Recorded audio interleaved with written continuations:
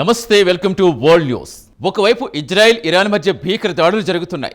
మరోవైపు ఇప్పటికైనా తమతో అణు ఒప్పందం చేసుకోవాలని ఇరాన్ను అమెరికా అధ్యక్షుడు డొనాల్డ్ ట్రంప్ కోరారు. అయితే ట్రంప్ ప్రతిపాదన Iran supreme leader Ayatollah Khamenei తోసిపుచ్చారు.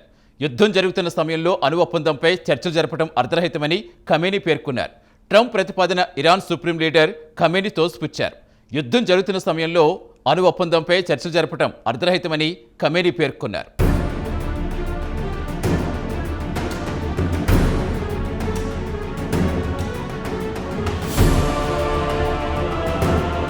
Iran చేపట్టిన అణు కార్యక్రమం చిలికి గాలివానగా మారింది. ఈ అణు కార్యక్రమం పూర్తయితే ఇరాన్ చేతిలో అణు ఆయుధం ఉంటుందని అమెరికా అలాగే ఇజ్రాయెల్ భావించాయి. దీంతో అణు కార్యక్రమానికి ఫుల్ స్టాప్ వేయాల్సిందిగా ఇరాన్ను అమెరికా అనేకసార్లు కోరింది. అంతేకాదు అణు ఒప్పందంపై తమతో చర్చలు జరపాల్సిందిగా కూడా కోరింది. అయితే ఒక దశలో అమెరికాతో చర్చలకు ఇరాన్ అంగీకరించింది. దీంతో అమెరికా ఇరాన్ మధ్య కొన్ని విడతలుగా చర్చలు కూడా జరిగాయి. అయితే చర్చలు ఫలప్రదం కాలేదు. అమెరికా పెట్టిన షరతులకు ఇరాన్ అంగీకరించలేదు.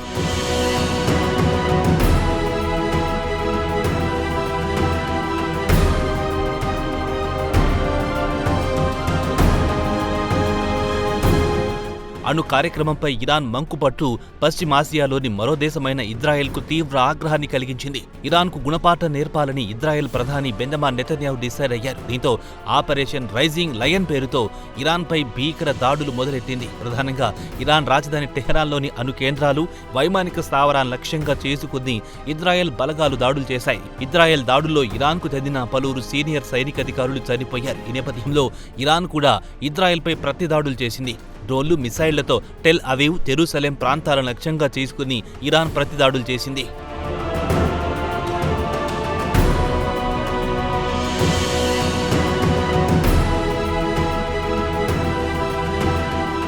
దాడులు, ప్రతి దాడులతో పశ్చిమాసియా రణరంగంగా మారిన వేళ మరోసారి అణు ఒప్పందం ప్రతిపాదనను అమెరికా అధ్యక్షుడు ట్రంప్ తీసుకొచ్చారు. ఇరాన్ తమతో అణు ఒప్పందం చేసుకోకపోతే సదరు దేశంపై ఇజ్రాయెల్ దాడులు మరింత తీవ్రతరమవుతాయని డొనాల్డ్ ట్రంప్ హెచ్చరించారు. ఇరాన్ ఇప్పటికైనా బుద్ధి తెచ్చుకోవాలని, పరిస్థితి పూర్తిగా చేయి దాటకముందే అణు ఒప్పందంపై నిర్ణయం తీసుకోవాలని ఇరాన్ను అమెరికా అధ్యక్షుడు ట్రంప్ కోరారు.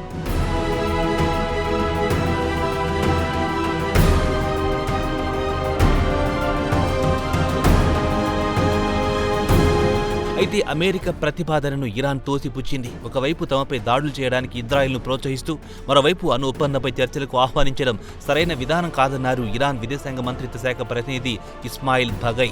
అసలు అమెరికా అనుమతి లేకుండా తమపై ఇజ్రాయెల్ దాడులు చేసే అవకాశమే లేదని ఇస్మాయిల్ భగై పేర్కొన్నారు.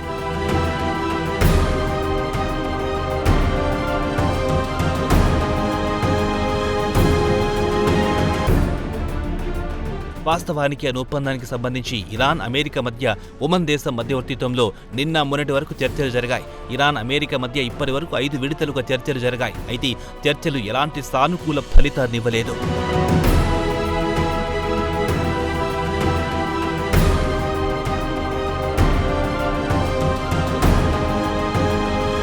తాజా పరిణామాలు చూస్తుంటే ఇరాన్, అమెరికా మధ్య అణు ఒప్పందం కుదిరే అవకాశాలు కనుచూపు మేరలో కనిపించడం లేదు.